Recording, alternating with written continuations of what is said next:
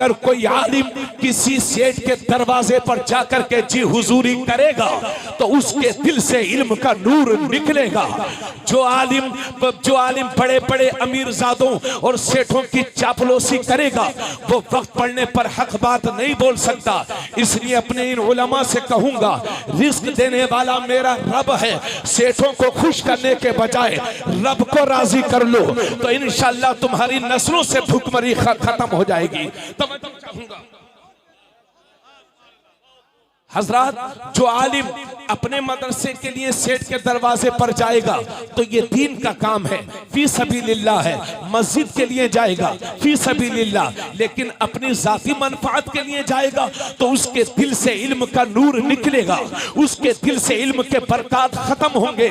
और ए लखीमपुर खीरी के कोने कोने से आने वालों, ये भी याद रहे कि आलिम वो बड़ा आलिम वो नहीं है कि जिसके पास इल्म ज्यादा है, बल्कि बड़ा आलिम वो है कि जिसके दिल में अल्लाह का डर ज्यादा है।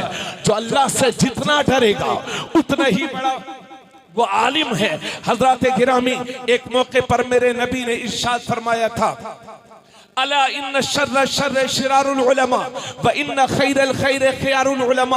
आका करीम सल्लल्लाहु अलैहि वसल्लम ने फरमाया था, खबरदार, दुनिया के सारे बुरे लोगों में जो सबसे बुरे लोग हैं वो उलमाए सू हैं, उलमाए शर हैं, और दुनिया के सारे अच्छों में जो सबसे अच्छे लोग हैं वो उलमाए खैर हैं, उलमाए दीन हैं, वो सुन्नी उलमा हैं। जोर से बोलो सुभान अल्लाह, वो सुन्नी उलमा है हजरात। इसलिए वो सबसे बुरा है जो आलिम शर है, और अच्छों में वो सबसे अच्छा है जो आलिम खैर है। लेकिन ये लखीमपुर खीरी के अतराफ से आने वालों और मौजे और देहात कस्बा से आने वालों, आप कैसे जानेंगे कि कौन आलिम शर है और कौन आलिम खैर है? और हजरात ये भी सुन लो, दीन को जितना फायदा हुआ है उलमाए खैर से हुआ है, और जितना नुकसान हुआ है उलमाए शर से हुआ है। इसलिए उलमाए शर से बचना है और उलमाए खैर के करीब होना है। लेकिन आप कैसे जानेंगे कि कौन आलिम शर है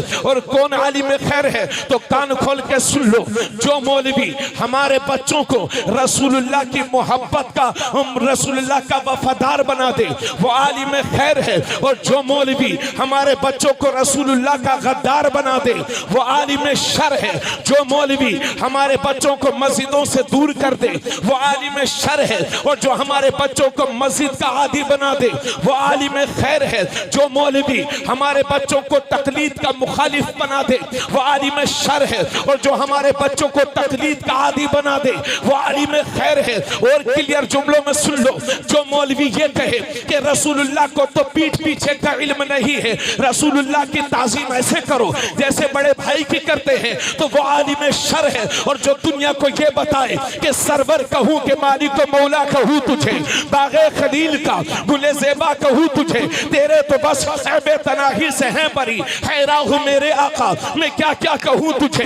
लेकिन रज़ा ने खत्म सुखन इस पे कर दिया, खालिक का बंदा खल्क का आका कहूँ तुझे, वो आलिम खैर है। जो मौलवी ये कहे कि या रसूल अल्लाह कहना शिर्क है, या रसूल अल्लाह कहना हराम है, वो आलिम शर है। और जो दुनिया को ये बताए कि दुश्मन अहमद पे शिद्दत कीजिए, मुल्हिदों से क्या मुरब्बत कीजिए, गैज़ में जल जाए बेदीनों के दिल, या रसूल अल्लाह की कसरत कीजिए, वो आलिम खैर है। जो मौलवी ये कहे कि हुजूर को तो पीठ पीछे का इल्म नहीं है, हुजूर को इल्म गैब नहीं है, वो आलिम शर है। और जो दुनिया को ये बताए कि और कोई गैब क्या, तुमसे निहा हो भला जब ना खुदा ही छुपा, तुम पे करोड़ों दुरूद, वो आलिम खैर है। जो मौलवी अपने बच्चों का जन्मदिन तो मनाए लेकिन हुजूर की मिलाद को हराम कहे वो आलिम शर है। और जो दुनिया को ये बताए कि हश्र तक डालेंगे हम पैदाइश मौला की धूप, मिसले फारिस नजद के किले गिराते जाएंगे, खाक हो जाएं अदू जलकर मगर हम तो रजा, तब में जब तक दम है जिक्र उनका सुनाते जाएंगे। अलगर्ज ये के जो मौलवी मुसलमानों के दिलों से रसूलुल्लाह की मोहब्बत के चिराग को बुझाने की कोशिश करे वो आलिम शर अशरफ अली थानवी है। और जो आलिम हर सीने के, हर सुन्नी के सीने को नबी की मोहब्बत का मदीना बना दे वो आलिम खैर इमाम अहमद रजा खान। नारे तकबीर, नारे तकबीर, नारे रिसालत, फैज़ान आला हज़रत, फैज़ान आला हज़रत, नारे तकबीर। हज़रत अल्लामा मौलाना मुफ्ती तबरेज़ आलम साहब क़िबला।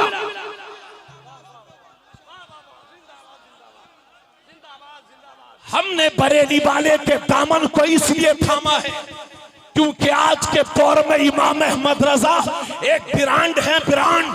अगर किसी की सुन्नियत को परखना हो तो उसके सामने लंबी चौड़ी बातें ना करो, उसके सामने सिर्फ इमाम अहमद रजा का नाम जिक्र कर दो, उसके बाद चेहरा देखो। अगर चेहरे पर 12 बज जाएं तो समझ जाओ कि गद्दार मुस्तफा है, और चेहरे पर खुशी के आसार जाहिर हो जाएं तो समझ जाओ कि वफादार मुस्तफा है।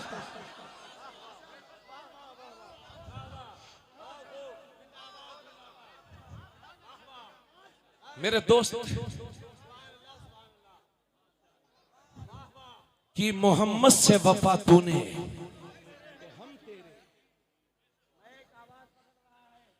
ये जहां चीज है क्या लौहो कलम तेरे।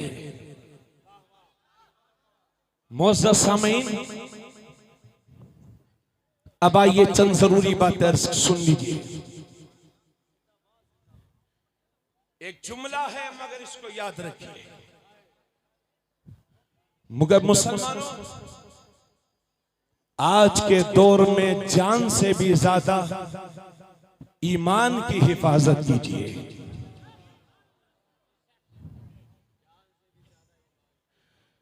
घर टूट जाएगा दोबारा बना लोगे, बाइक चोरी हो जाएगी दोबारा खरीद लोगे, लेकिन अगर ईमान चला गया तो कुफ्र की जिंदगी जिल्लत की जिंदगी है। आज एक लहर चली हुई है, लहर।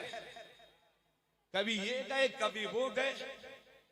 वही जाता है कि जिसका दिल पहले से काला हो चुका है, लेकिन जिस मुसलमान के दिल पर नबी के गुंबद की मोहर लग चुकी है, दुनिया की कोई भी कुफरी ताकत उसके ईमान को खरीद नहीं सकती। बोलो सुभान अल्लाह, और जोर से बोलिए। लेकिन अफसोस के साथ मुझे कहना पड़ रहा है, ए बैठो बैठो बैठो, बैठ बहन बैठ, खामोश रहो। ये जितने हमारे नौजवान खड़े हुए हैं और मजमे में अनगिनत बच्चे ऐसे होंगे, हम आज रोना रोते हैं मुसलमानों के साथ। हो क्या रहा है? क्यों नहीं होगा आपके साथ? इसी मजमे में हमारे बहुत सारे लोग वो होंगे जो हाथों में अब भी कड़ा पहने होंगे। कितने लोग वो होंगे जो बदन पर टैटू बनवाए होंगे। कितने लोग वो होंगे जो सोने चांदी की जंजीरें अपने गले में पहने। और हमारे ईमान की कमजोरी का आलम यह है, तवज्जो से सुनिएगा, हमारे ईमान की कमजोरी का आलम यह है और डर का आलम यह है कि हमारी कौम ने 2-2 नाम रख रखे हैं ताकि जरूरत पड़े तो साइड से निकल जाए। एक का नाम है अब्दुल रहमान। हमने कहा भाई साहब आपका नाम क्या है? तो कहने लगे हजरत लोग मुझे प्यार से पप्पू कहते हैं। एक का नाम है अहमद। हमने कहा भाई साहब आपका नाम? हजरत लोग मुझे प्यार से राजू कहते हैं। एक का नाम है अली। हमने कहा भाई साहब आपका नाम? बोले हजरत लोग मुझे प्यार से शानू कहते हैं। एक का नाम है हुसैन। हमने कहा भाई साहब आपका नाम? बोले हजरत मुन्ना कहते हैं। एक का नाम है अब्दुल कादिर। भाई साहब आपका नाम? हजरत लोग मुझे जो है गुड्डू मुन्ना शानू जो भी नाम बताए। कब तक मुन्ना गुड्डू शानू पप्पू बने रहोगे? अगर बाप ने नाम मोहम्मद रखा है और कोई 1 लाख बुत परस्तों में भी कोई पूछे कि नाम क्या है तो शान से बताया करो मेरे बाप ने मेरा नाम मोहम्मद रखा। उसमें से मुसलमान बनो। वाह वाह वाह वाह। वरना जो कौम अपनी पहचान भुला देती है, ज़माना उसे कुचल दिया करता है। मचल दिया करता है। इसलिए आज तकरीर करने नहीं, या हाथों को फैला करके मुसलमान तुझसे भीख मांगने आया हूं। खुदा अपनी ईमानी ताकत को पहचान, अपने ईमान की हिफाजत कर। और तवज्जो चाहूंगा पूरे मजमे की। तो हाथ में कड़े पहन रखे हैं ताकि कहीं जरूरत पड़े तो चुपके से निकल जाएं कि ये मुसलमान नहीं है। तरह तरह के नाम हैं ताकि पता चले ये मुसलमान नहीं है। अगर इसमें के मुसलमान हो तो गोश्तखोर मुसलमान तो हो सकते हो, लेकिन मोमिन कामिल नहीं हो सकते। और इधर आप हालात देख नहीं रहे हैं, चंद लोग मिल करके मुसलमानों के बच्चों से जबरदस्ती कलिमाते कुफरिया कहलवाते हैं। अब ये बोल, वो बोल रहा है, अब ये बोल रहा है, फिर भी मार रहे हैं। यानी जबरदस्ती नारे लगवा रहे हैं, अपने मजहब के नारे लगवा रहे हैं। कभी कभी मोब लिंचिंग हो जाती है, चंद गुंडे मिलकर के हमारे बच्चों को घेर लेते हैं और जबरदस्ती कलिमाते कुफरिया कहलवाते हैं। ए मेरी कौम के जिम्मेदारों, अपने बच्चों को ये नसीहत किया करो कि बेटे जिंदगी में चाहे जितनी भी बड़ी कुर्बानी दे देना, मगर अपने ईमान का सौदा मत करना, अपने ईमान का सौदा मत करना। और लखीमपुर के सुन्नी मुसलमानों, याद रहे कि डर की वजह से कभी अपने ईमान का सौदा मत करना और जिंदगी की आखिरी सांस तक कलिमाते कुफरिया जबान पर ना लाना, क्योंकि अगर मौत का वक्त नहीं आया है तो कोई मार नहीं सकता, और मौत का वक्त आ गया है तो कोई बचा नहीं सकता।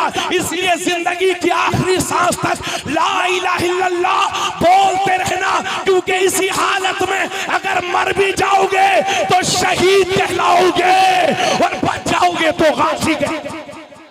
नारे तकबीर, नारे रिसालत, नारे रिसालत, फैज़ान आला हज़रत, फैज़ान आला हज़रत, नारे तकबीर, नारे रिसालत। वाह वाह वाह वाह, जिंदाबाद जिंदाबाद। सब मिलके मेरे साथ बोले ला इलाहा इल्लल्लाह मुहम्मदुर रसूलुल्लाह, इल्लल्लाह ला इलाहा इल्लल्लाह। जिक्र खुदा से दिल को तर करते रहिए। और ये हमारे उलमा बैठे हैं। ए बहन चुप जाओ, आप लोग खामोश हो जाएं। बहनों चुप जाओ, खामोशी इख्तियार कर। मेरी बात सुनिए, ये उलमा बैठे हैं, इनसे पूछिए। अशहद बाबू तवज्जो से सुनेंगे। मौलाना मुनीर साहब, आपकी भी तवज्जो चाहूंगा। मौलाना अलहाज यूनुस बरकाती साहब, सारे उलमा की खुसूसी तवज्जो। मसला यह है कि अगर कभी जान का खतरा हो और कोई जबरदस्ती आपसे कलिमाते कुफरिया कहलवाए, तो इस्लाम इजाजत देता है कि दिल में बुरा जान करके जबान से कलिमाते कुफरिया कह सकते हैं ताकि जान बच जाए। इसकी इजाजत है, मगर जिंदगी की आखिरी सांस तक कलिमाते कुफरिया जबान से ना निकालना। अगर मर भी जाओगे इसी हालत में तो ये ईमान की कमाल की निशानी है और शहादत का मर्तबा पाओगे। इसीलिए तो अर्ज करता हूं कि मैं वो सुन्नी हूं जमीले कादरी, मरने के बाद मेरा लाशा भी कहेगा अस्सलातो वस्सलाम, मेरा लाशा भी कहेगा अस्सलातो वस्सलाम। जरा ज़हनों को हाजिर फरमाएं।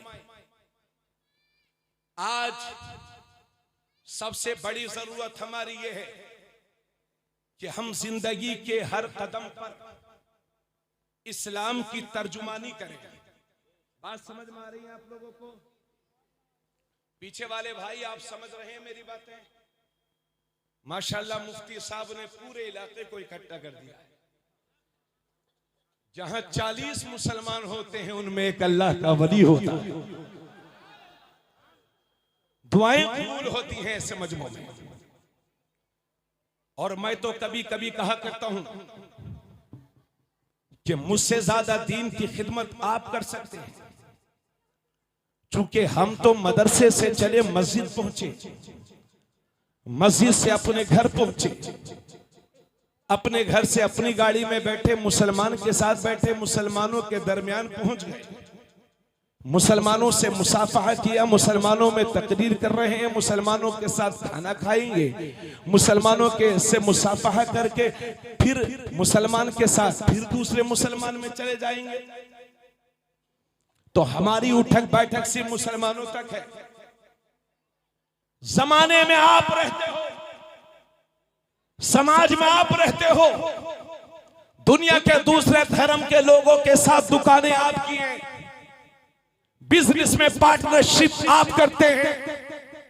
एक जमाना वो था कि दुनिया की दूसरी कौमें दाढ़ियों वालों से सौदा खरीदती थी, क्योंकि उन्हें मालूम था ये दाढ़ी वाला नबी का गुलाम है, ये कम नहीं तोलेगा।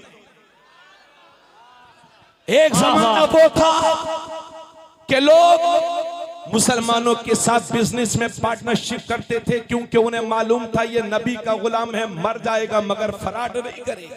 वाह वाह वाह वाह। आज दुनिया का वो एतमाद हमसे खत्म हो गया है। ए लोगों, आज हमारी जिम्मेदारी ये है, गौर से सुनिएगा, हम सबकी ये जिम्मेदारी है। और याद रहे, हमारी बदआमालियों के नतीजे में दुनिया की दूसरी कौमें इतनी बदजन हो गई हैं कि ना अब वो हमारा कुरान पढ़ती हैं, ना वो हमारी हदीस पढ़ती हैं, ना वो हमारे नबी के बारे में मालूमात करने की कोशिश करती हैं। इसलिए नौजवान, ये हमारी जिम्मेदारी बनती है कि हमें चलता फिरता इस्लाम बनना होगा, चलता फिरता इस्लाम बनना होगा, हमें सच्चा पक्का मुसलमान बनना होगा, ईमानदारी की ऐसी मिसालें कायम करना होगा कि आने वाली नस्लें तुम पर नाज करें। और लखीमपुर के मुसलमानों, याद रखना अपने भाई का एक जुमला, अगर 21वीं सदी के मुसलमान अपने ईमान को बचा करके दुनिया से चले गए तो इसी में तुम्हारी बहुत बड़ी कामयाबी समझी जाएगी।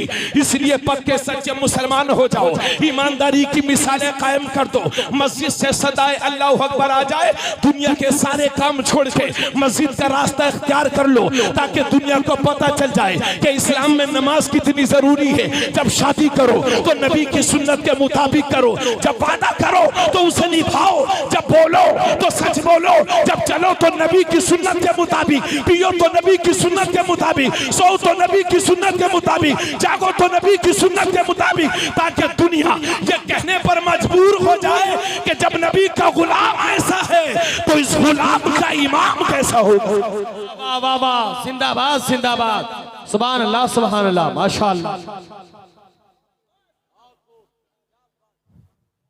ये हमारे जितने बच्चे बैठे हुए, गुजारिश करूंगा मेरे लाल, जिस कौम के नौजवान मुतहर्रिक होते हैं वही कौम दुनिया में हुकूमत करती है। इजाजत है आप लोगों की? सुन रहे हैं आप लोग? देखिए, सबसे पहली कमी हमारे मुसलमान भाइयों की, सबसे पहली कमी यह है कि हम तालीम के मामले में बहुत ही ज्यादा पिछड़े हुए हैं। हमारे 20 साल का नौजवान हुआ तो मुंबई चला गया, 22 साल का नौजवान कभी हरियाणा, कभी पंजाब, कभी कोलकाता, कभी सऊदी, कभी उधर कभी इधर,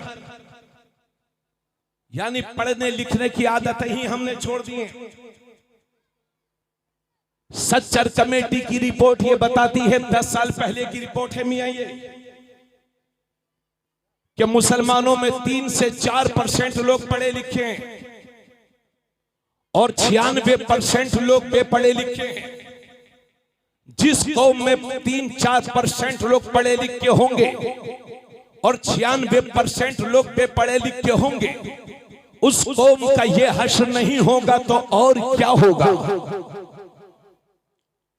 हालांकि हम उस नबी के मानने वाले हैं कि जब मेरे नबी ने मक्का शरीफ में ऐलान नबुव्वत किया तो सिर्फ 17 लोगों को लिखना आता था, और वही मेरा पैगंबर 23 साल तबलीग करके जब जाहिरी दुनिया से रुखसत होता है तो 1.25 लाख सहाबाए किराम के हाथ कलम से सजे हुए थे, जिन्हें लिखना भी आता था, जिन्हें पढ़ना भी आता था।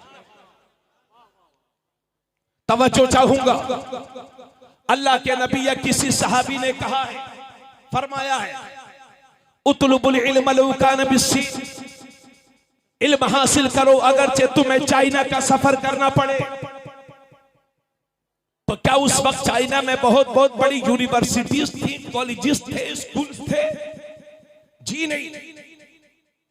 चूंकि उस वक्त अरब की जमीन से चाइना का सफर बड़ा मुश्किलों वाला था, इसलिए हुक्म दिया जाता है चाहे जिंदगी में मुश्किलें जितनी भी बर्दाश्त कर, मगर अपने बच्चों को पढ़ा लिखा लो।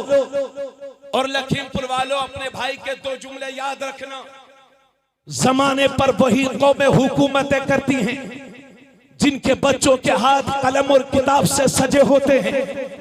अगर अपना मुस्तकबिल इस मुल्क में बेहतर देखना चाहते हो और आने वाले वक्त में अपनी नस्लों को इज्जत की जिंदगी जीते देखना चाहते हो, तो खुदारा इन्हें बड़े बड़े मोबाइलों से बाहर निकाल करके किताब और कलम की ताकत दीजिए। तवज्जो चाहूंगा और याद रखिए, दुनिया की आधी से ज्यादा दौलत पर एक कौम है दुनिया में, एक कौम है दुनिया में, दुनिया की आधी से ज्यादा दौलत पर उनका कब्जा है।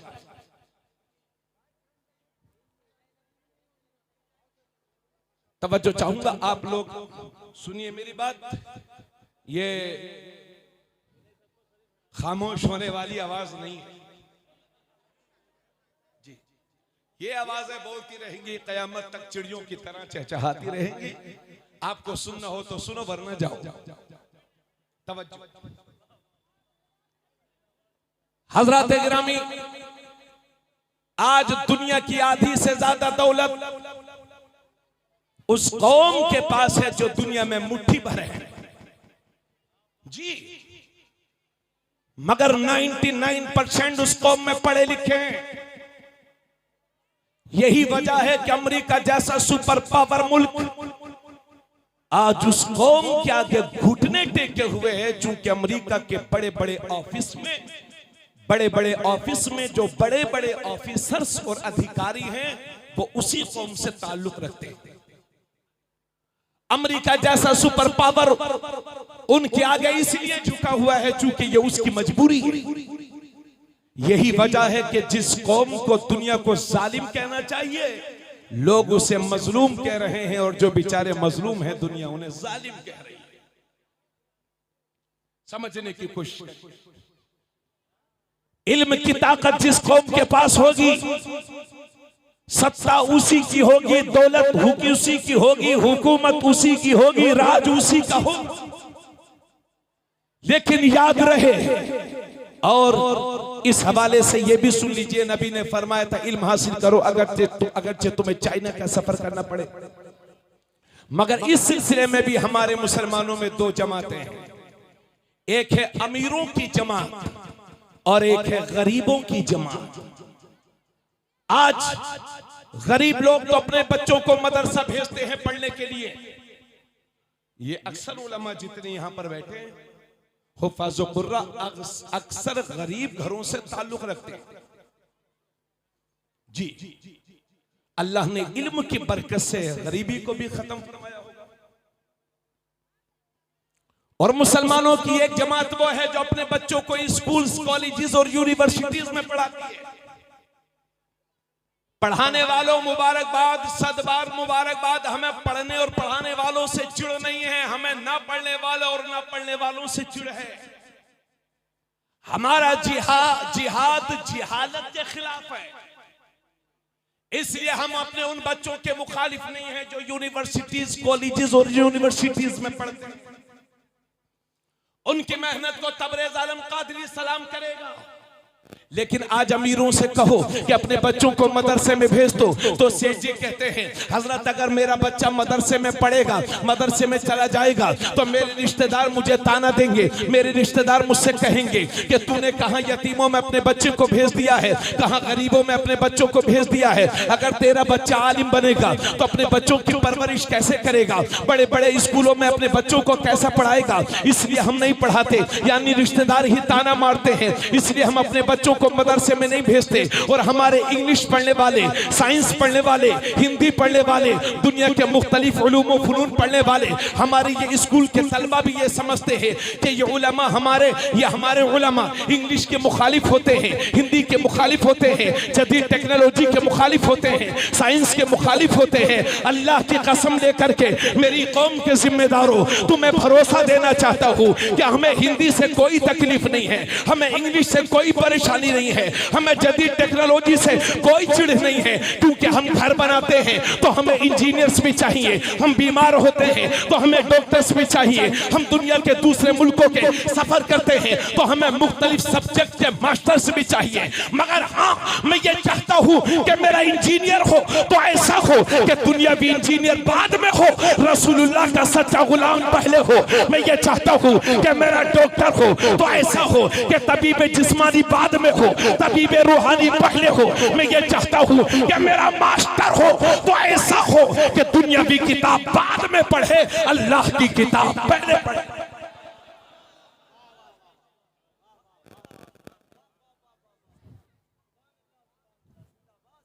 आज लखीमपुर वालों, ज्यादा तादाद इसमें जिला लखीमपुर के लोगों की है। ए बेटा, खामोश भी रह लिया करो कभी। मैं आपको अल्लाह का वास्ता दे करके कहता हूं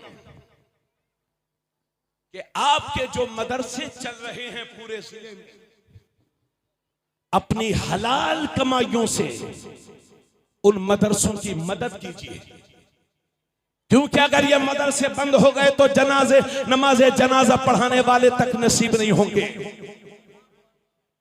क्योंकि हमने देखा है डॉक्टर्स और इंजीनियर्स और मास्टर्स जो मेरी कौम के बच्चे हैं, उनकी मेहनत को सलाम, मगर मुझे ये कहने में भी कोई शर्म नहीं कि जब दीन पर हमला होता है तो इंजीनियर साहब अपने ऑफिस में चले जाते हैं, डॉक्टर साहब हॉस्पिटल में चले जाते हैं, मास्टर साहब को समझौता करने की आदत हो गई है। अगर दीन के लिए रसूलुल्लाह का वफादार बन करके अपनी जान का नजराना पेश करने के लिए कोई हाजिर रहता है तो यही मदरसे के गरीब उलमा और आइम्मा जो हर वक्त हमारे दीन के लिए तैयार है। वाह वाह वाह वाह, बेशक। नारे तकबीर, हाथ उठा के बोले, हाथ उठा के नारे तकबीर, नारे रिसालत, नारे रिसालत, उलमाए अहले सुन्नत, उलमाए अहले सुन्नत, उलमाए अहले सुन्नत, दारुल उलूम गुलशरे मदीना, मुफ्ती तबरेज आलम साहब क़िबला, नारे तकबीर, नारे रिसालत। जो तलबा खाना खा कर के आलिम दीन बनते हैं, कसम अल्लाह की जिंदगी में आपने शायद कभी ऐसे खाने देखे ना हो जो हमारे मदरसे के गरीब तलबा खाते हैं। तुम समाज सेवक बनते हो, मांगने खाने वालों को रोडों पर शहरों में खड़े रहते हैं मांगने खाने वाले, उनको खिलाते हो खाना, और अखबार में छप रहा है साहब सेठ जी ने समाज सेवा की है, गरीबों को खाना खिला रहे हैं। तुम्हारे इमदाद और तवज्जो के सबसे ज्यादा मुस्तहिक हमारे मदरसे के गरीब तलबा हैं। अक्सर लोगों को मैंने कहता सुना है, एक साहब से मैंने कहा चंदा दे दीजिए मदरसे के लिए, तो कहने लगे हजरत मैंने कह दिया है कि जिसके मदरसे में कंप्यूटर होगा, शीशे का दरवाजे लगे होंगे, वीआईपी इंतजाम होगा, वहीं चंदा दूंगा। अब मैं सेठ जी आप जब पैसा देंगे तभी तो मदरसे में कंप्यूटर लगेगा, यह राशन पूरा नहीं है और आप कंप्यूटर के ख्वाब देख रहे हैं। और याद रहे मदरसे वालों का मकसद कंप्यूटर बाद में है, कुरान पहले। और यह भी सुन लो, दुनिया के सारे सब्जेक्ट दुनिया के सारे विषय, दुनिया के सारे मौजूआत डिग्री होल्डर बनाते हैं और कुरान बेहतरीन इंसान बनाता है। अरे जरा बोलिए थोड़ा। वाह वाह, सुभान अल्लाह सुभान अल्लाह सुभान अल्लाह सुभान अल्लाह। एक रिवायत मैंने कहीं पढ़ी है जिसका पूरा मफहूम मेरे जहन में नहीं है, अलबत्ता एक छोटा सा हिस्सा मेरे जहन में इस वक्त आ रहा है कि एक शख्स का इंतकाल हो जाता है और जब वो इंतकाल उस शख्स का हुआ था तो उसकी बीवी हामिला थी, गर्भवती थी। जब उस शख्स का विसाल होने लगता है तो वो अपनी बीवी को वसीयत करता है कि तुम्हारे पेट में जो बच्चा है अगर ये लड़का है तो मेरी ये वसीयत है कि इसे हाफिज कुरान बना देना। मरने वाला मर जाता है, इंतकाल कर जाता है। 6 साल तक जहन्नम में रहा। 6 साल के बाद मेरा रब हुक्म फरमाता है, फरिश्तों उस आदमी को जहन्नम से निकाल करके जन्नत में दाखिल कर दो। सुभान अल्लाह। फरिश्ते अर्ज करते हैं, मौला हम ही तो कातिबे आमाल हैं। 6 साल ये जहन्नम में रहा तो जहन्नम में इसने कौन सा नेक अमल कर लिया जिसकी बुनियाद पर इसे जन्नत में जाने का परवाना अता फरमा रहा है। गैब से आवाज आएगी, ही मेरे फरिश्तों तुम इसे जन्नत में ले जाओ। क्योंकि जब इसका इंतकाल हुआ था तो ये वसीयत करके आया था कि अगर मेरा लड़का हो तो उसे हाफिज कुरान बनाना। आज वो बच्चा 6 साल का हो गया है और पहली बार मदरसा पढ़ने के लिए गया है और उसने पहली बार बिस्मिल्लाहिर्रहमानिर्रहीम कहा है। तो जिसका बेटा जमीन पर मुझे रहमानुर रहीम कह रहा हो, मेरी गैरत को ये गवारा नहीं कि उसके बाप को जहन्नम में रखूं। वाह वाह वाह, सुभान अल्लाह सुभान अल्लाह। जरा जरा सी बातों पर उलमा की टांगे खींचना हमारी आदत हो गई है। उलमा इस्लाह मुआशरा के लिए कोशिश करते हैं। बस्तियों में इन्होंने कोशिशें की हैं और कहा है कि शादियों में बैंड बाजे ना बजाओ।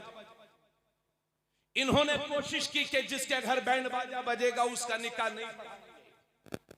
इन्होंने कोशिशें की कि बारात कम लेकर के जाओ, मगर ये हमारे बिगड़े हुए लफंगे से ये कहते हैं अरे ये 5000 मौलवी हमें सिखाएगा।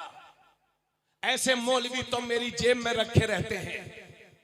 अब मैं बिगड़े हुए से कुर्ता पजामे का नाम आलिम नहीं है।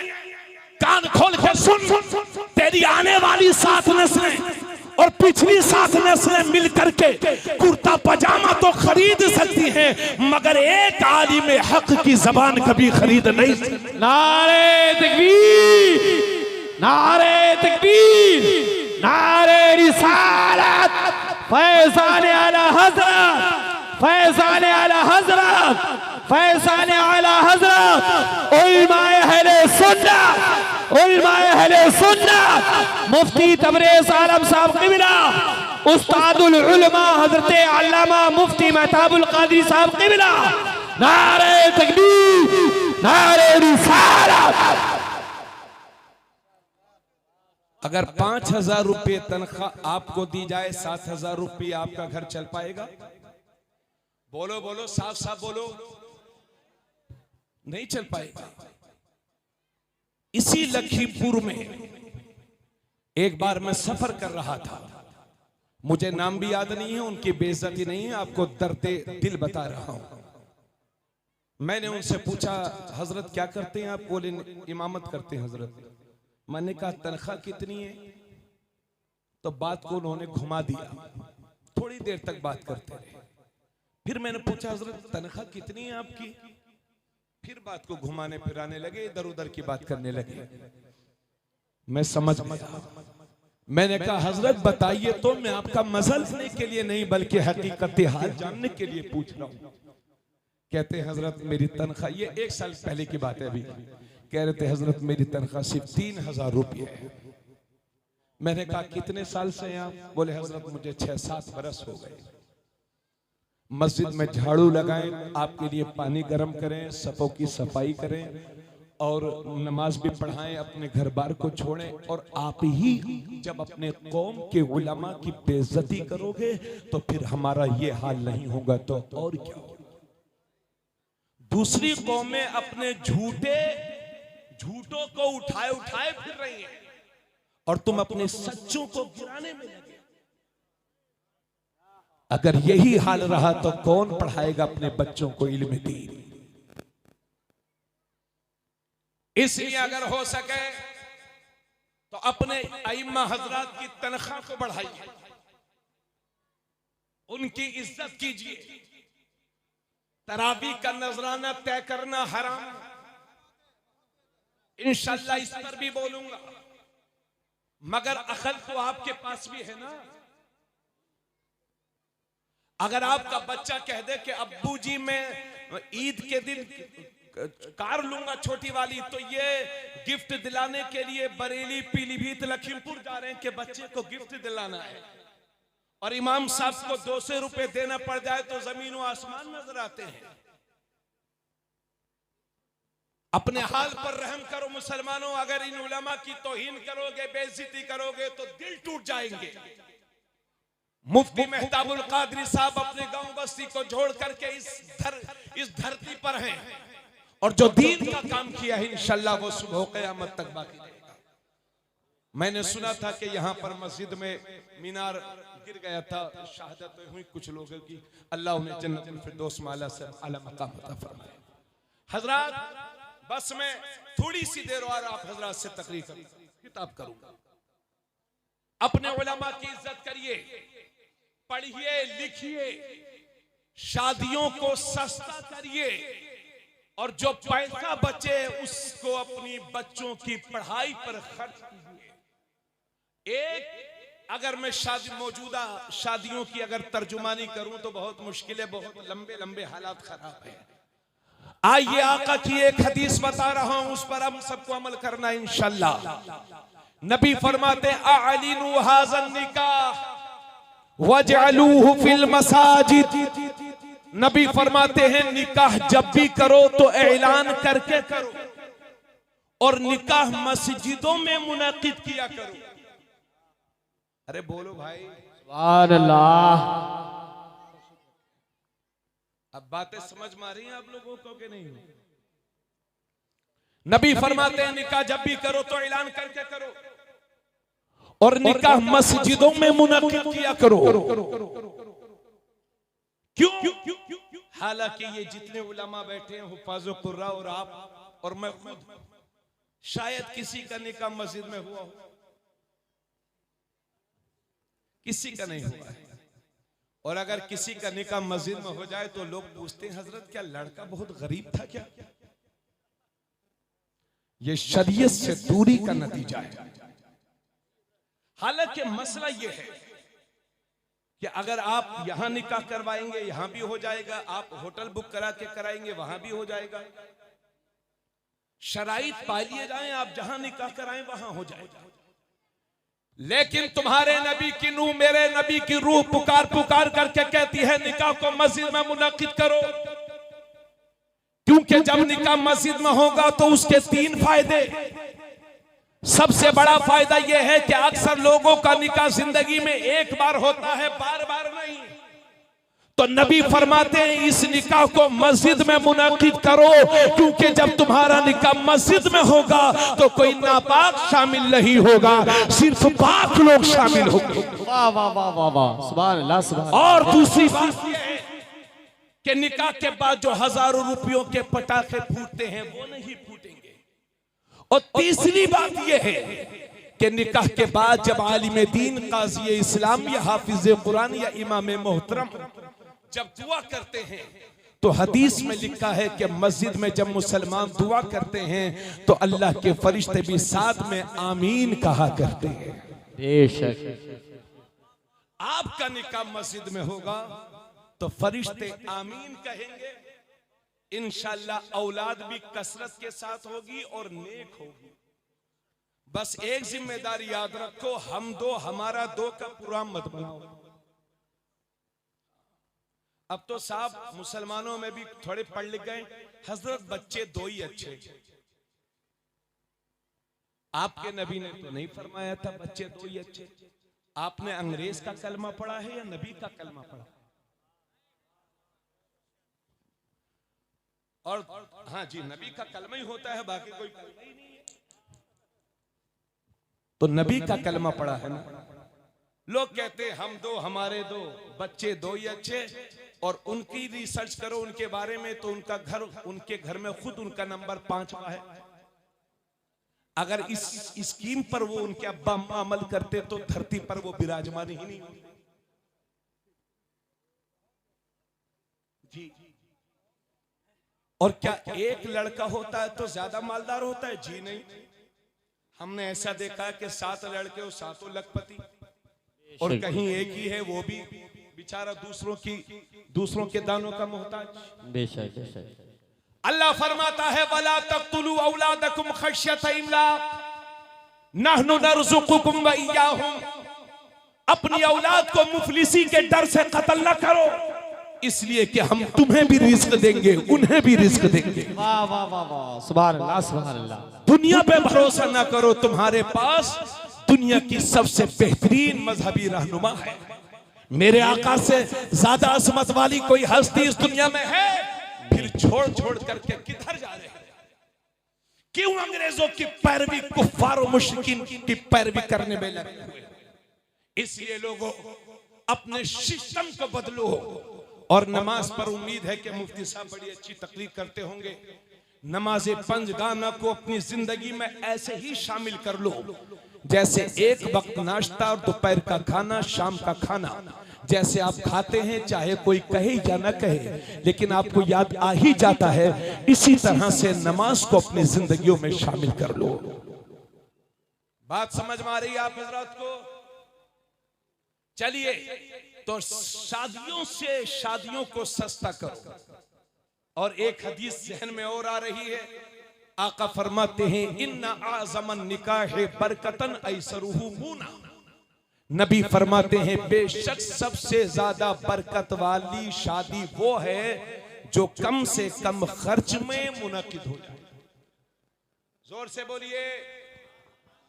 जो सबसे कम खर्च में मुनक़िद होगी वो शादी बाबरकत है। या आपके नबी फरमाते हैं हजरात, आज अगर किसी की 3 बेटियां हैं तो रातों को नींद नहीं आ रही है, क्योंकि ये जहेज के इंटरनेशनल भिखारी हाथ फैलाए हुए हैं।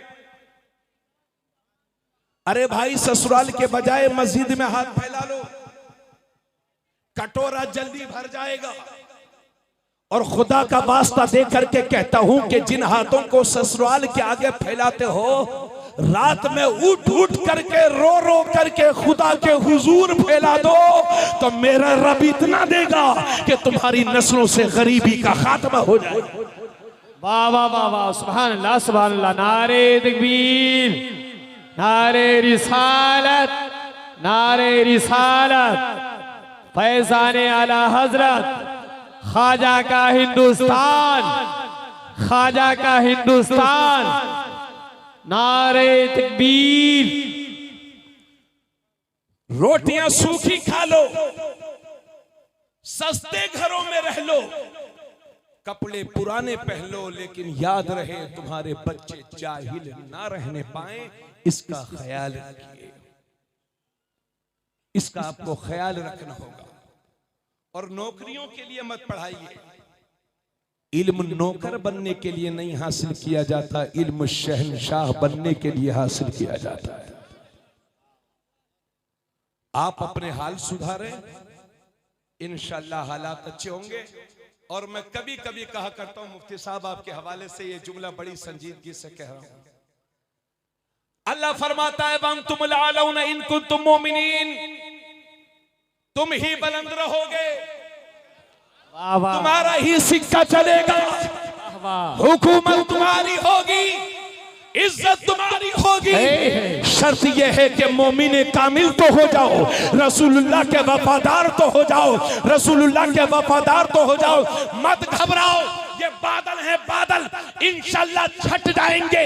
इस्लाम का उजाला सुबह क़यामत तक बाकी रहेगा। और जुमला याद रखो, आप अपना रास्ता सीधा रखो। अगर रास्ते में पत्थर भी होंगे तो अल्लाह मोम बना देगा, कांटे भी होंगे तो फूल बना देगा। वाह वाह वाह वाह, नारे तकबीर, हाथ उठा के बोले यार, नारे तकबीर, नारे रिसालत, नारे रिसालत, फैज़ाने आला हजरत, फैज़ाने आला हजरत, ख्वाजा का हिंदुस्तान, ख्वाजा का हिंदुस्तान, नारे तकबीर, नारे रिसालत। आज भी हो इब्राहिम सा ईमा पैदा, आग कर सकती है अंदाजे गुलिस्तां पैदा। शर्त यह है कि मोमिन कामिल हो जाओ। और इधर देखिए, बातें तो बहुत हैं, बस तकरीर खत्म करूंगा और कुरान के हवाले से चंद बातें और अर्ज करूंगा। और उससे पहले एक बात और, ये चेहरे पर जो दाढ़ी शरीफ है, अभी हमारे 80% लोग दाढ़ी नहीं रखते। मेरे नबी फरमाते हैं, जिसने मेरी उम्मत के फसाद के वक्त, मेरी उम्मत के बिगाड़ के वक्त, जिसने मेरी उम्मत के बिगाड़ के वक्त मेरी किसी सुन्नत पर अमल किया, तो अल्लाह उसे 100 शहीदों का सवाब अता फरमाएगा। और नबी ने दूसरी हदीस में यह भी फरमाया कि जिसने मेरी सुन्नत को जिंदा किया, गोया कि उसने मुझे जिंदा किया, और जिसने मुझे जिंदा किया, क़यामत के दिन जन्नत में वो मेरे साथ होगा। आज चेहरों पर दाढ़ियां, ये हमारी माँ बहनें, अगर पता चल जाए कि लड़के की चेहरे पर दाढ़ी है तो रिश्ता कैंसिल, कि लड़का मुल्ला है, ये मुल्ला ही तो अल्लाह की याद दिलाएगा। तवज्जो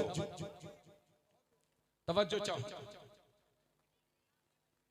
हजरात, अगर किसी नौजवान ने, अल्लाह करे हमारी तकरीर से कुछ नौजवानों को, बुजुर्गों को यह नसीहत हासिल हो, मौला करीम के वो चेहरों पर सुन्नत रसूल सजाए।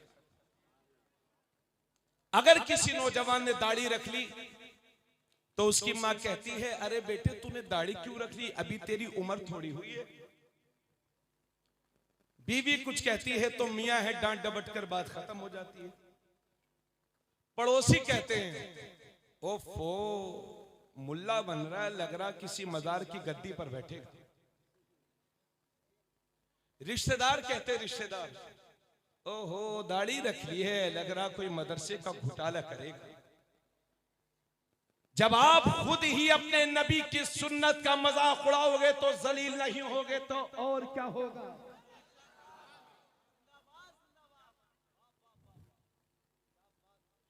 और याद रखिए, सुन्नत को जिंदा करने में 100 शहीदों का सवाब क्यों है? क्योंकि मुजाहिद मैदान जिहाद में गया, गर्दन कटी और जन्नत में, मगर ये कभी रिश्तेदारों के ताने सुन रहा है, कभी बीवी के ताने सुन रहा है, कभी पड़ोसियों के, कभी मोहल्ले वालों के। याद रहे, तलवारों के जख्म भर जाते हैं लेकिन जबानों से निकले हुए तीरों के जख्म नहीं भरते। इसलिए अल्लाह ने सुन्नत मुस्तफा को जिंदा करने वाले के लिए 100 शहीदों का सवाब रखा। और अगर आप इस डर से दाढ़ी नहीं रखते कि अगर दाढ़ी रख लूंगा तो लोग मुझे आतंकवाद कहेंगे, तो आप उनके मिशन को और मजबूत कर रहे हैं। आप उन लोगों के मिशन को जो ये कहते हैं कि दाढ़ी आतंकवादी की होती है, तो आप तो उनके मिशन को मजबूत कर रहे हैं। अगर दाढ़ी में ही आतंकवाद है तो फिर मुसलमान की दाढ़ी में आतंकवाद क्यों है, बाकी कौमों की दाढ़ियों में आतंकवाद क्यों नहीं है? बात दरअसल यह है कि दाढ़ी में आतंकवाद नहीं है, लोगों की खोपड़ियों में आतंकवाद घुसा हुआ है। इसलिए चेहरे पर दाढ़ी सजा करके ऐसे मुसलमान बन जाओ कि देखने वाले दूर से देखें तो बोल उठे, ये रसूलुल्लाह का गुलाम जा रहा है। हिम्मत करो, कोशिश करो, अपने मुआशरे में सुधार करो। और जो मेरी कौम के बुजुर्ग यहां पर बैठे हैं, डांटिए बच्चों को, फटकार लगाइए बच्चों को। अगर नमाज नहीं पढ़ते अल्लाह के नबी ने फरमाया जब तुम्हारे बच्चे 7 बरस के हो जाएं तो उन्हें नमाज का हुक्म करो, और जब 10 बरस के हो जाएं तो उन्हें मार मार करके नमाज पढ़ाओ। डांटिए अपने बच्चों को, अगर वो गालियां देते हैं तो डांटिए, गुटखा खाते हैं तो डांटिए, शराब पीते हैं तो डांटिए, डांटिए नहीं बल्कि मारिए। और एक दिन में कोई शराबी नहीं होता, धीरे धीरे गंदे लोगों की सोबत में जाता है तब जाके बिगड़ता है। इसलिए उस पहले कदम को उठने से रोकिए जो बुराई की तरफ जा रहा है। समाज सुधारी की जिम्मेदारी सिर्फ आपकी उलमा की नहीं है, आपकी भी जिम्मेदारी है।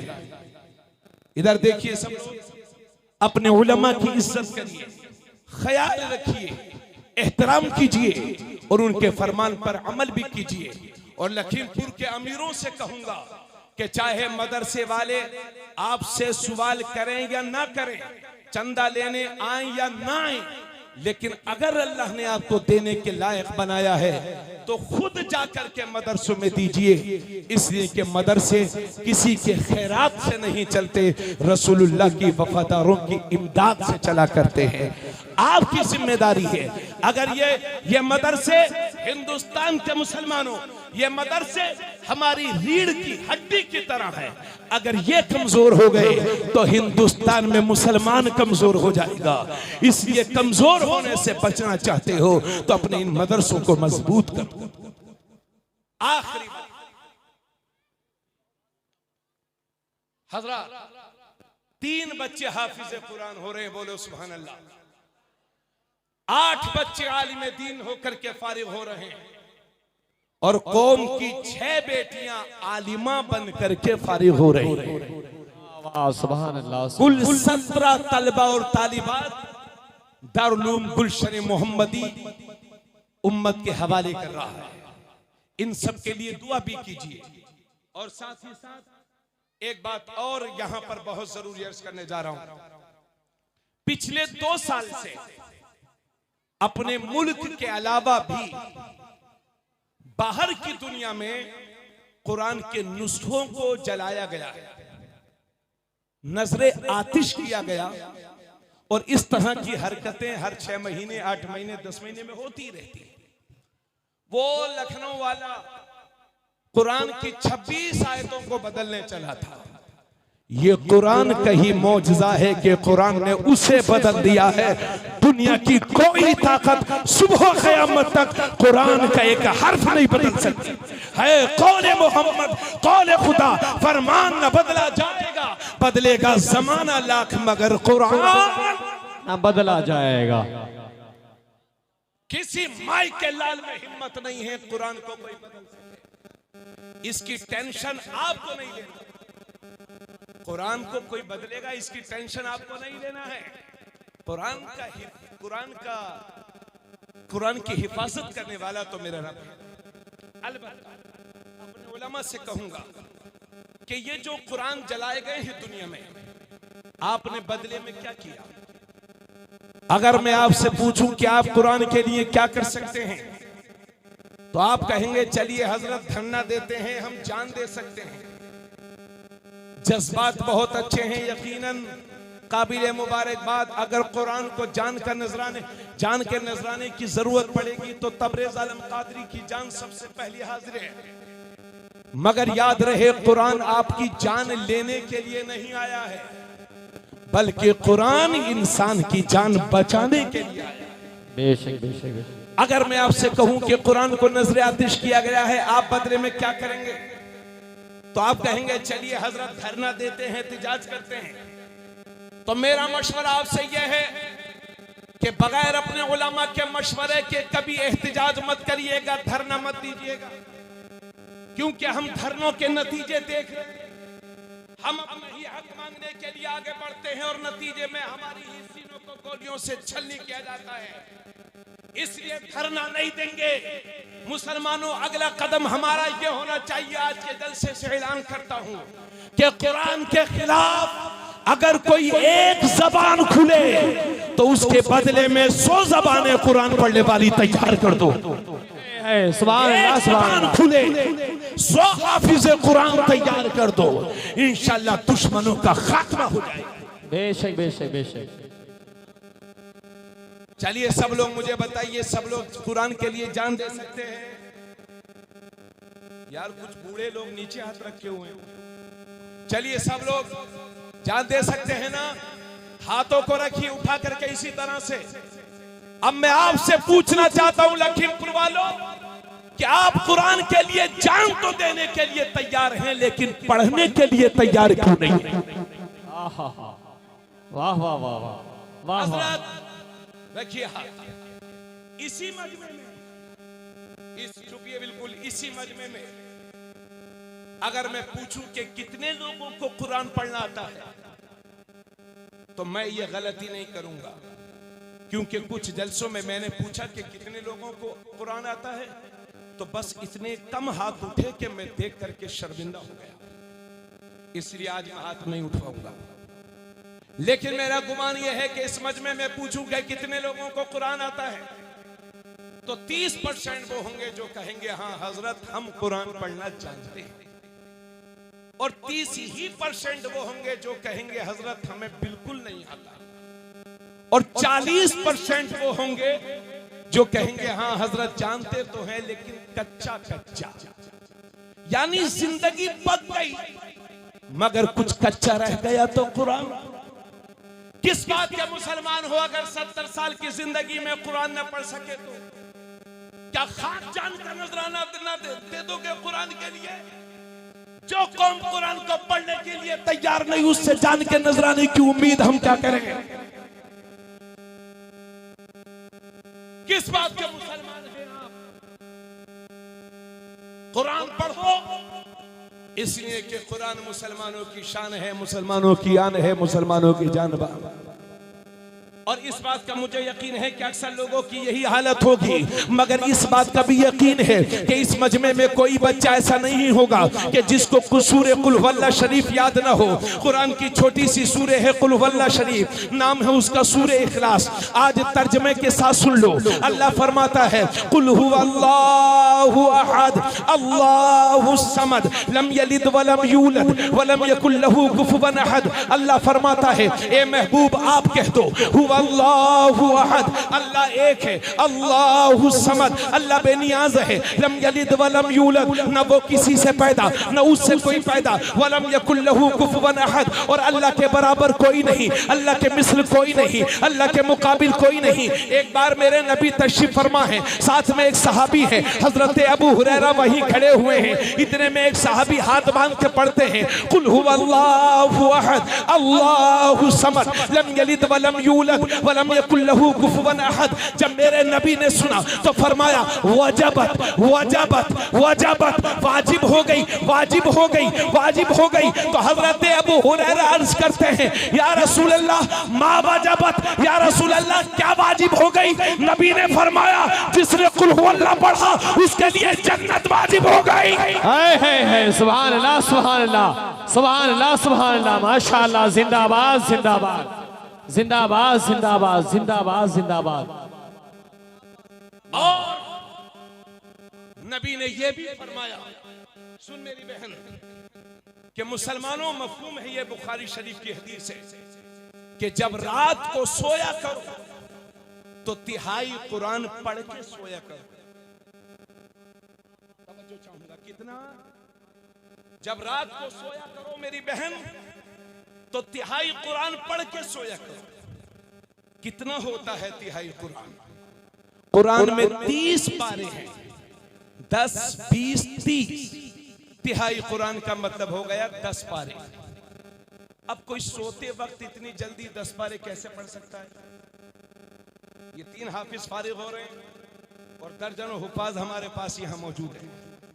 मैं खुद हाफिज कुरान हूँ अल्हम्दुलिल्लाह। अगर मैं गलत बोल रहा हूं तो आपको बोलने का हक दिया जाता है। एक पारे को अगर सही से पढ़ो तो 20 मिनट लग ही जाता है। 19 20 मिनट 22 मिनट। इधर सुनो यार, आप लोग मोबाइल चलाते रहते हो हर टाइम। एक पारे को अगर सही से पढ़ो तो 20 25 मिनट लग ही जाता है। मगर अल्लाह जाने क्या हो गया है मेरी इस कौम को कि रमजान में ऐसा हाफिज तलाश करेंगे जो 40 मिनट में 5 पारे वो 20 रकत खत्म करके छुट्टी। और मियां सुबह को ये कौम टोकने के बजाय कहती अरे साहब इस साल हाफिज के आए बिल्कुल एरोप्लेन राजधानी साहब मजा आ गया। तो मजा तो आ गई, मजा तो तुम्हें आएगा क्योंकि शैतान का गलबा हो चुका है दिल पर। मैं धीरे धीरे तकरीर कर रहा हूं, आपको समझ में आ रही है तभी सुन रहे हैं। अगर मैं तेज बोलूंगा तो आप अब तक कह चुके होते मुफ्ती साहब बंद कराओ, इनकी तकरीर कोई फायदा नहीं है। तो जो तकरीर समझ में ना आए वो तकरीर से फायदा क्या, वो तकरीर क्या है। और जिस कुरान की तिलावत समझ में ना आए वो कुरान की तिलावत क्या है। कुरान के साथ ये खुला हुआ मजाक करते हो आप लोग। हिंदुस्तान के मुसलमानों पर जो आफतें आ रही हैं कहीं कुरान के साथ बेहुरमती करने की वजह से तो नहीं आ रही है। यालमून तालमून और जालिमून और नास और वन्नास फलानास ला हौल वला कुव्वत इल्ला बिल्लाहिल अलिय्यिल अज़ीम। और ऐसा लगता है हाफिज साहब की ईशा के फौरन बाद लखनऊ एयरपोर्ट से फ्लाइट है, हाफिज साहब को वो पकड़ना। और हाफिज जी भी मजे के लिए पैसे के लिए 4-4 जगह तरावी, 5-5 जगह तरावी ताकि नजराना ज्यादा से ज्यादा इकट्ठा हो जाए। मेरी कौम के हुफ्फाज, अगर तुम किसी की दुकान में सूरे बकरा पढ़ दो तो उसकी दुकान बरकतों से भर जाए। अगर खुद तुम्हारे सीने में कुरान है तो मेरा रब तुम्हें भूखा कैसे रख सकता है। मगर कुरान के साथ इंसाफ करो। और यह भी सुन लो कि जिस तरह से सूद का पैसा हराम है इसी तरह से उस तरावी का पैसा भी हराम है कि जो यालमून और तालमून पर मबनी है। यालमून तालमून एक मुहावरा है, मतलब यह है कि जो बिल्कुल समझ में। इसलिए तो कहा जाता है कि बहुत सारे लोग वो हैं जो कुरान पढ़ते हैं लेकिन अल्लाह का कुरान उन पर लानत भेज। मत पढ़ो ऐसी तरह। मेरे नबी ने एक बार फरमाया था, ये लोगों जब कुरान पढ़ा करो तो रोया करो, आंसू बहाया करो, और अगर रोना नहीं आता हो तो रोने जैसा चेहरा ही बना लिया करो। हजरत दातागंज बख्श लाहौरी से एक साहब ने पूछा, हुजूर कि कुरान सुनकर जिसे रोना भी ना आता हो और रोने जैसा चेहरा भी ना बनता हो वो क्या करे। तो हजरत दातागंज बख्श लाहौरी फरमाते हैं, उस शख्स को चाहिए कि अपनी किस्मत पे रोया करे कि इतना काला दिल हो गया है कि कुरान पढ़ कर के भी रोना नहीं आता। समझ गया।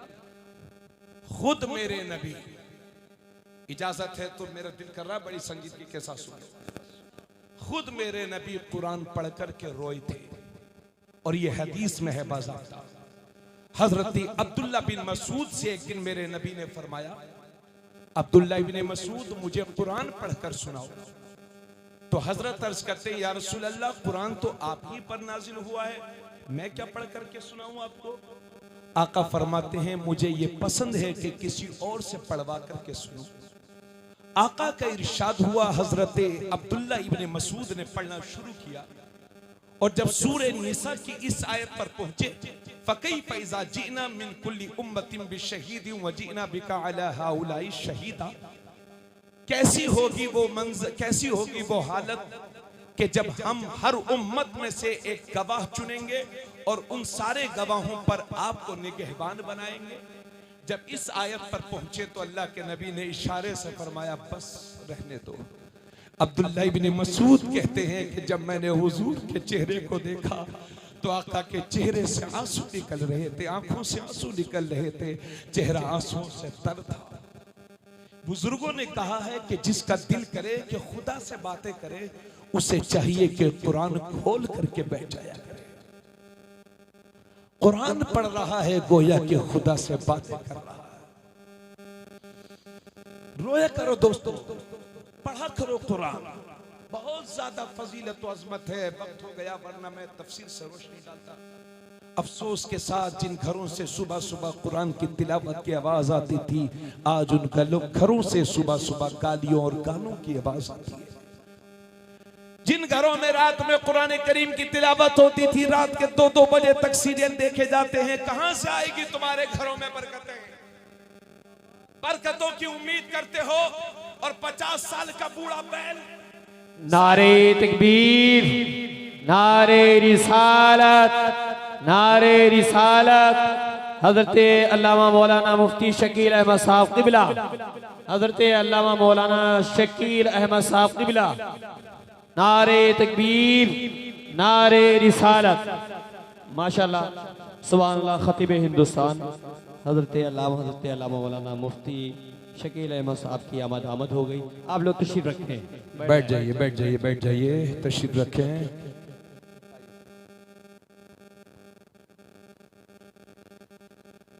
माशाल्लाह, आज के जलसे के खुसूसी खतीब, हम तो आपके पड़ोसी हैं, लेकिन हमारे जलसे के खुसूसी खतीब हजरत हाफिज़ कारी मौलाना मोहम्मद शकील साहब कादरी रज़वी अमरोहा, अल्हम्दुलिल्लाह मुल्क भर में बुलाए जाते हैं। लोग बड़े ज़ौक़ और शौक़ से सुनते हैं। बड़ी अच्छी आवाज़ है, बड़ी अच्छी फिक्र पेश करते हैं।